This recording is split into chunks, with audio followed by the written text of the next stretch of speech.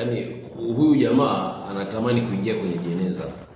Anatamani kuingia kwenye jeneza. Hebu angalia. Vijana wetu wa bodaboda.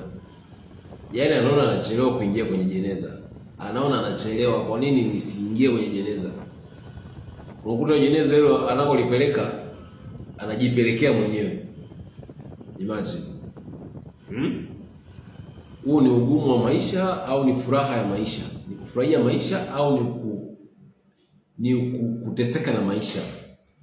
Sasa mimi sikuachi hivi mtandaoni ukiendelea kuangalia vitu ambavyo vinasikitisha. Nataka nikutumie 100 business ideas.